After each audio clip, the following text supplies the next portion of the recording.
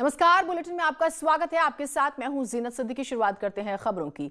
चित्रकूट में कांग्रेस नेता सहित 2 लोगों की हत्या से क्षेत्र में सनसनी फैल गई है। थाना मामला जो है पहाड़ी थाना क्षेत्र के प्रसिद्धपुर गांव का है, जहां अशोक नाम का कांग्रेस नेता अपने घर जा रहा था। तभी आरोपी कमलेश रैकवार अपने घर के बाहर शराब पी रहा था और गाली गलौज कर रहा था। कांग्रेस नेता ने इसका विरोध किया और आरोपी कमलेश रैकवार ने अपनी लाइसेंसी बंदूक निकालकर ताबड़तोड़ गोलियां बरसाना शुरू कर दिया, जिसमें कांग्रेस नेता अशोक और उसके भतीजे शुभम को गोली लग गई, जिससे दोनों लोगों की मौके पर ही मौत हो गई। घटना के बाद आरोपी मौके से फरार है। नाराज परिजनों ने आरोपी के घर पर तोड़फोड़ कर घर में आग लगा दी। पूरा घर जल गया। खबर के बाद मौके पर पहुंची पुलिस फोर्स ने दमकल की गाड़ियों को बुलाकर आग पर काबू पाया। इस मामले में पुलिस अधीक्षक का कहना है कि आरोपी की गिरफ्तारी के लिए तीन टीमों को गठित किया गया है और जल्द ही आरोपी को गिरफ्तार कर जेल भेज दिया जाएगा। इस घटना के बाद से पूरे क्षेत्र में दहशत का माहौल है। सिद्धपुर गांव में आज एक सूचना प्राप्त हुई कि कमलेश रैकवार नाम का व्यक्ति जो कि बैठकर शराब पी रहा था, उस पर कुछ लोगों द्वारा आपत्ति प्रकट की गई। उसी आपत्ति में उन दोनों पक्षों की आपस में कहासुनी हुई। उस कहासुनी के उपरांत कमलेश रैकवार ने अपने घर से जाकर अपनी लाइसेंसी राइफल से फायरिंग की, जिस फायरिंग में 2 व्यक्ति अशोक और शुभम नाम के उनको गोली लगी। जब उन्हें अस्पताल में ले जाया गया तो उनकी मृत्यु हो गई। इसी सूचना पर हम लोग यहाँ घटनास्थल पर आए हैं और 3 टीमों को गठन कर दिया गया है। शीघ्र अभियुक्त की गिरफ्तारी की जाएगी। और अखिलेश कुमार सोनकर हमारे सहयोगी जुड़े हुए हैं। अखिलेश, अब बेहद ही हैरानी की बात है कि एक शराब के विवाद में सिर्फ रोकने भर से 2 लोगों को मार डाला जाए। क्या कार्रवाई हुई है अभी तक?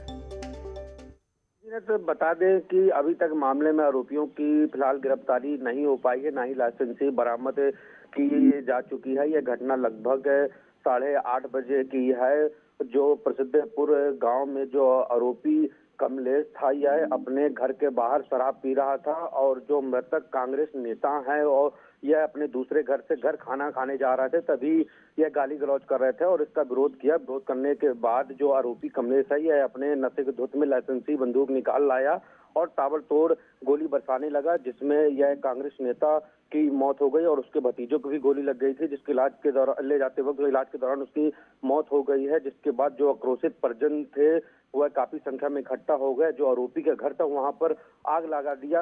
आग की वजह से पूरा घर जलकर के राख हो गया। गनीमत यह रही कि जो घर में रखे सिलेंडर थे वो ब्लास्ट नहीं हुए। पुलिस अधीक्षक की सक्रियता के चलते तुरंत मौके पर पहुंचे और 2 दमकल की गाड़ियों को मंगवाकर आग पर किसी तरह काबू पा लिया और आरोपियों की गिरफ्तारी के लिए 3 टीमें गठित कर दी गई हैं कि आरोपियों की गिरफ्तारी की जा सके। लेकिन अभी तक कोई भी आरोपी गिरफ्तार नहीं हुआ है, ना ही लाइसेंसी बंदूक बरामद हुई है। बहुत शुक्रिया आपका तमाम जानकारियों के लिए। तो बड़ी खबर यह है कि फिलहाल किसी की गिरफ्तारी नहीं हुई है। गिरफ्तारी के लिए 3 टीमें गठित कर दी गई हैं। जम्मू कश्मीर के शोपिया में हुए आतंकी हमले में मेरठ के सिसौली गांव के रहने वाले हवलदार अनिल तोमर शहीद हो गए हैं। उनका पार्थिव शरीर मंगलवार को उनके पैतृक गांव पहुंचा, जहां मंगलवार देर रात को राजकीय सम्मान के साथ शहीद अनिल तोमर का अंतिम संस्कार किया गया। जम्मू कश्मीर के गांदरबल जिले में ग्रेनेड हमले में घायल सीआरपीएफ के जवान नेत्रपाल सिंह ने मंगलवार को इलाज के दौरान अस्पताल में दम तोड़ दिया। शहीद नेत्रपाल सिंह का पार्थिव शरीर आज अलीगढ़ पहुंचेगा। इसके बाद शहीद के पैतृक गांव में उनका अंतिम संस्कार किया जाएगा।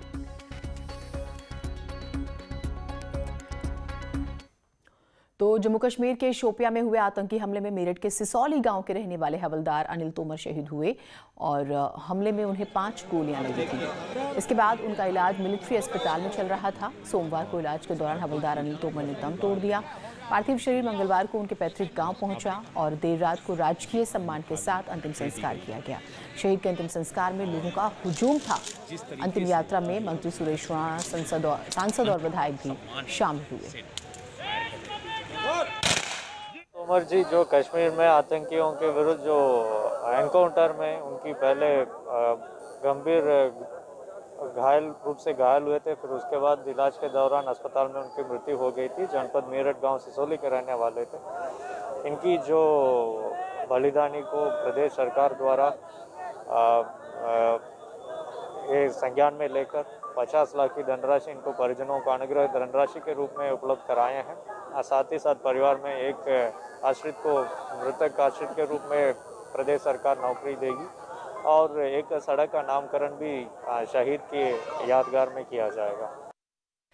तो हालांकि सरकार साथ खड़ी है, लेकिन आप भरपाई तो नहीं होती है। निखिल हमारे साथ जुड़े हुए हैं। निखिल, हमने जो तस्वीरें देखी, बहुत हिम्मत चाहिए होती है जब कोई इस तरह से हमारे बीच से चला जाए, और देश सेवा में फक्र की बात भी होती है, लेकिन परिवार को हिम्मत चाहिए होती है।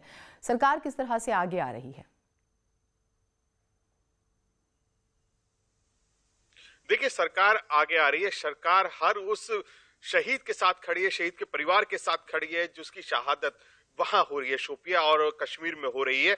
जिस तरीके से अनिल तोमर की बात करें तो यहाँ भी भावभीनी श्रद्धांजलि देने के लिए तांता लगा रहा लोगों का, हुजूम उमड़ पड़ा लोगों का। और मेरठ तो वैसे भी क्रांति की धरा है, और ऐसे में शहीद की शहादत पर बिल्कुल ऐसा ही माहौल देखने को मिला जैसे एक शेर है कि शहीद की शहादत पर लगेंगे हर बरस मेले, वतन पर मिटने वालों का यही बाकी निशा होगा। ठीक उसी तरह सरकार ने 50 लाख की धनराशि भी दी है, और साथ ही साथ एक यादगार के लिए एक सड़क का नामकरण भी किया जाएगा। साथ ही परिवार के एक सदस्य को नौकरी भी दी जाएगी। यानी सरकार बिल्कुल साथ खड़ी है, लेकिन इससे कहीं ना कहीं ये भी है कि भरपाई तो नहीं हो सकती, लेकिन सरकार आपके साथ भावपूर्ण तरीके से साथ खड़ी है। वहीं मैं आपको बता दूं कि मेरठ के सिसौली में शहीद हवलदार अनिल तोमर को लेकर बहुत गम का माहौल है। देर रात उनके पार्थिव शरीर को अग्नि में, बिल्कुल बहुत ही ज्यादा हिम्मत की जरूरत होती है परिवार को। बहुत शुक्रिया आप हमारे साथ जुड़े, और हम लोग भी एहसानमंद, मैं, आप, हम सभी, कि हम इस तरह के जवानों की वजह से महफूज हैं अपने अपने घरों में जहां पर भी हम रहते हैं। जम्मू कश्मीर के गांदरबल जिले में ग्रेनेड हमले में घायल सीआरपीएफ के जवान नेत्रपाल सिंह ने मंगलवार को इलाज के दौरान दम तोड़ दिया। 23 दिसंबर को आतंकियों ने सीआरपीएफ पार्टी को निशाना बनाकर ग्रेनेड हमला किया था। नेत्रपाल सिंह की शहादत की खबर से घर में मातम है। नेत्रपाल सिंह का पार्थिव शरीर आज अलीगढ़ पहुंचेगा। इसके बाद शहीद के पैतृक गांव में उनका अंतिम संस्कार किया जाएगा। मुख्यमंत्री योगी आदित्यनाथ ने नेत्रपाल सिंह को नमन करते हुए भावभीनी श्रद्धांजलि दी और 50 लाख रुपए की आर्थिक सहायता के साथ ही परिवार के एक सदस्य को नौकरी देने की घोषणा की है। साथ ही एक सड़क का नामकरण शहीद नेत्रपाल सिंह के नाम पर करने की घोषणा की है। रणजीत हमारे साथ, हमारे सहयोगी जुड़े हुए हैं। रणजीत से बात करते हैं। रणजीत, जैसे अभी हमने मेरठ का भी जिक्र किया, और बहुत ही दुखद होता है कि परिवार से कोई जाए, लेकिन देखिए देश सेवा का भाव जिनमें होता है उनको आप सलाम करते नहीं थकते। आज जो है पार्थिव शरीर पहुंचेगा, आप अगर वहां पर हैं तो आप हमें बताइए परिवार किस तरह से है, या आसपास के लोग किस तरह से उन्हें याद कर रहे हैं?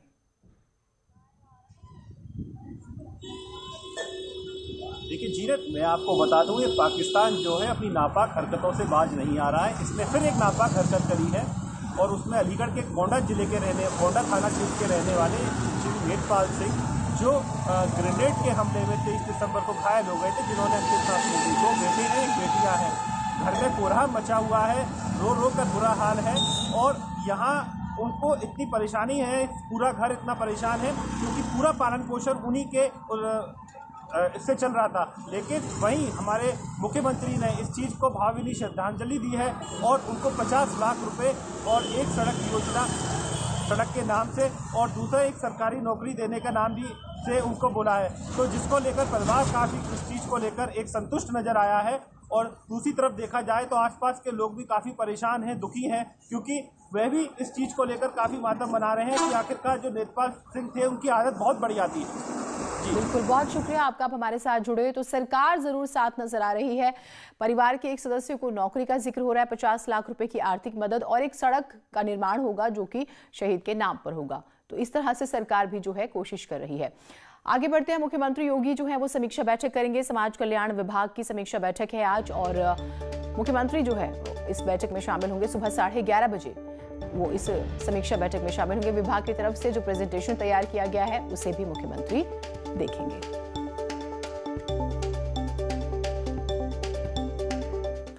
मुख्यमंत्री योगी आदित्यनाथ आज युवक मंगल दल के खिलाड़ियों को खेल सामग्री देंगे। पूरे प्रदेश में 25,000 युवक मंगल दल के खिलाड़ियों को प्रोत्साहन खेल सामग्री देने का लक्ष्य है। इसके तहत सीएम योगी आदित्यनाथ अपने आवास से 10 खिलाड़ियों को खेल सामग्री देकर इसकी शुरुआत करेंगे। दोपहर 12 बजे मुख्यमंत्री आवास पर यह कार्यक्रम होगा। खेल राज्य मंत्री उपेंद्र तिवारी भी इसमें मौजूद रहेंगे। जनपद स्तर पर जनप्रतिनिधि खिलाड़ियों को खेल सामग्री देंगे। बात किसानों की करते हैं तो कृषि मंत्री नरेंद्र सिंह तोमर आज किसानों के साथ बातचीत करेंगे। इससे पहले मंगलवार को गृह मंत्रालय में करीब 2 घंटे तक बैठक चली। बैठक के बाद बाहर निकले कृषि मंत्री नरेंद्र सिंह तोमर ने उम्मीद जताई है कि आज किसानों के साथ बातचीत सकारात्मक रहेगी। माननीय उनके साथ सरकार बात करेगी और मुझे विश्वास है कि हम लोग सकारात्मक और अच्छी दिशा में बढ़ेंगे, ऐसी मुझे आशा है। मथुरा में न्यूज 18 की खबर का बड़ा असर हुआ है। आरएसएस कार्यालय पर पथराव मामले में कार्रवाई हुई है। एसएसपी गौरव ग्रोवर ने 2 पुलिसकर्मियों को सस्पेंड कर दिया है। हेड कांस्टेबल शिशुपाल सिंह और सिपाही मयंक को सस्पेंड किया गया। विशेष समुदाय के 40 से 50 लोगों ने थाना गोविंद नगर क्षेत्र स्थित आरएसएस कार्यालय पर पथराव किया था। पथराव में आरएसएस के 2 स्वयंसेवक जख्मी हो गए हैं। आरएसएस ऑफिस में निर्माण का काम चल रहा है। निर्माण में इस्तेमाल सामग्री को चोरी करने के विरोध में यह पथराव किया गया।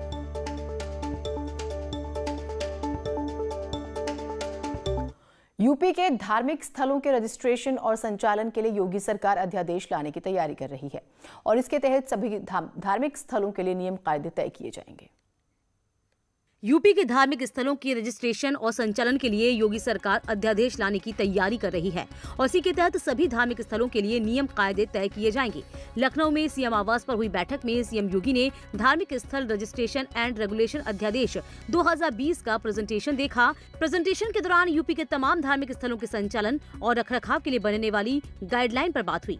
सरकार के फैसले का साधु संतों ने समर्थन किया है। बहुत से ऐसे धार्मिक स्थान हैं जो कोई नियम का पालन नहीं करते और नियम के अनुसार नहीं चलते, और चाहिए ऐसे कि जितने भी धार्मिक स्थान उनकी जो परंपरा है उस परंपरा के अनुसार ही कार्यक्रम होना चाहिए। वहीं मुस्लिम पक्ष ने इसका विरोध भी किया। हमें लगता है कि एक सेकुलर मुल्क के अंदर सरकारों को मजहबी मामलात में दखल नहीं देना चाहिए, इसलिए कि जो मस्जिदें हैं वो ऑलरेडी सुन्नी सेंट्रल वक्फ बोर्ड के तहत चलती हैं। यूपी के ऊर्जा मंत्री श्रीकांत शर्मा बेहतर बिजली व्यवस्था के साथ उपभोक्ताओं की समस्याओं के समाधान के लिए भी बिजली उपकेंद्रों का औचक निरीक्षण कर रहे हैं और इसी को लेकर ऊर्जा मंत्री श्रीकांत शर्मा लखनऊ के चौक इलाके में पहुंचे और मेहताब बाग बिजली उपकेंद्र का निरीक्षण किया। साथ ही स्थानीय बिजली उपभोक्ताओं की समस्याएं भी सुनी।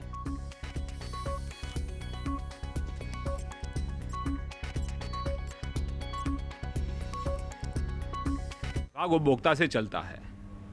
उपभोक्ता सेवाओं में कहीं पर भी कोई लापरवाही होगी तो सीधे जो एमडी है वो उनकी जवाबदेही तय होगी। कहीं पर भी ट्रिपिंग ना हो, जहां लोडेड जो ट्रांसफार्मर हैं उनकी क्षमता वृद्धि हो जाए, पॉकेट्स डिसाइड हो जाएं। तो एक ये मुहिम है और इसमें मैं सब जगह विजिट करके आया हूं और आज जो मैंने विजिट किया है ये फॉलोअप है। मैं केवल डिस्कॉम में समीक्षा करने के बाद ही उपभोक्ताओं के हित में समीक्षा करता हूं।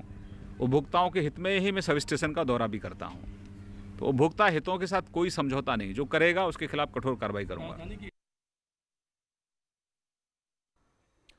राम मंदिर निर्माण को लेकर समिति की बैठक हुई। राम जन्मभूमि परिसर सहित राम मंदिर निर्माण के लिए नक्शा जारी किया गया है। परिसर में की अगर हम बात करें तो 2.7 एकड़ में मंदिर का निर्माण होगा।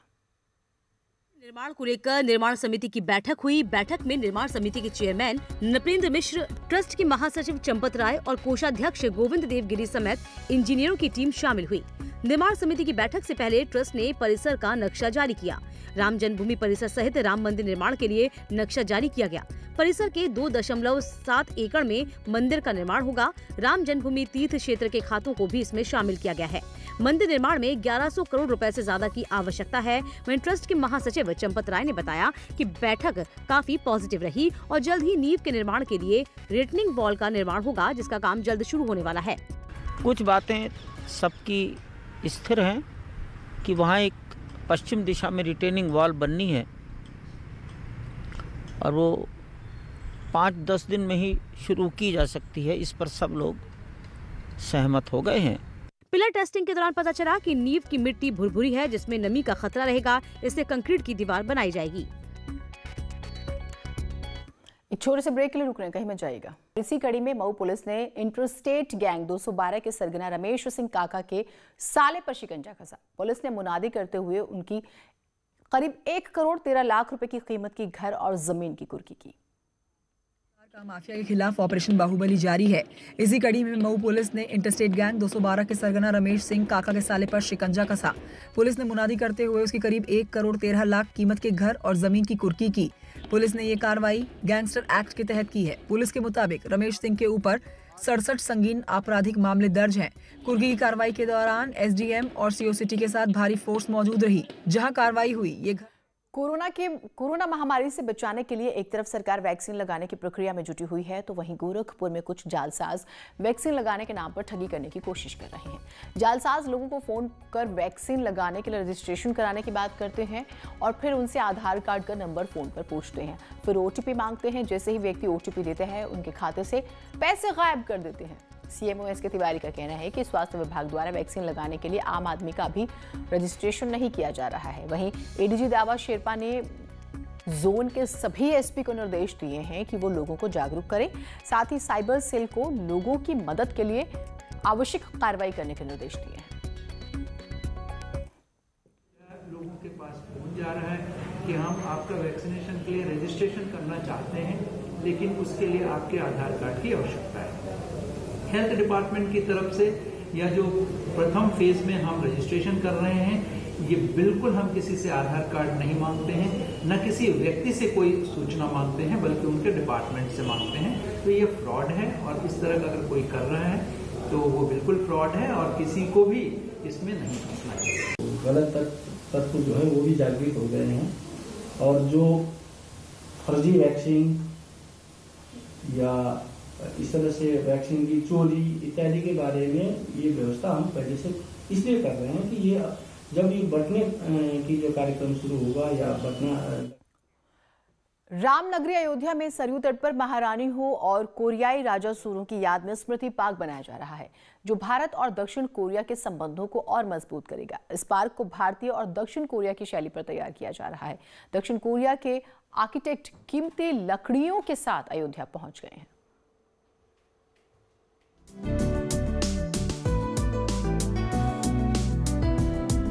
अयोध्या में भारत और दक्षिण कोरिया संबंधों की झलक नए बन रहे पार्क में जल्द ही देखने को मिलेगी। कोरियाई आर्किटेक्चर का बेहतरीन नमूना यहां दिखेगा। कोरियाई राजा सूरो और अयोध्या की राजकुमारी हो के स्मारक यहां दिखाई देंगे। इस पार्क में भगवान बुद्ध की प्रतिमा को नतमस्तक करती हुई रानी हो और राजा सूरो की प्रतिमा आकर्षण का केंद्र होगी। रानी हो और राजा सूरो का पेविलियन भी बनेगा, जिसे पूरी तरह कोरियाई शैली में ही बनाया जा रहा है। वहीं रानी हो का पवेलियन भारतीय शैली में होगा। 2000 लोगों की क्षमता का ओपन थिएटर भी बनेगा। वहाँ पे साउथ कोरिया की जो रानी थी पहली, वो अयोध्या की थी, तो उनका जैसे वो यहाँ से गई थी कोरिया, तो उनका पूरा यात्रा का जो विवरण है वो यहाँ पे दर्शाया जाएगा। यहाँ पे queen pavilion, king pavilion, meditation hall, exhibition hall, pond और 2 गोल्डन एग बनेंगे यहाँ पे, जो उनको रास्ते में मिले थे। और सारे लोग जो किंग पवेलियन का काम है वो कोरियन लोग कर रहे हैं यहाँ पे, और बाकी सारा काम यहाँ पे हम लोग यूपी गवर्नमेंट के इंडियन के ही कर रहे हैं। कोरियाई राजा सूरो से अयोध्या की रानी हो का विवाह हुआ था। इस वजह से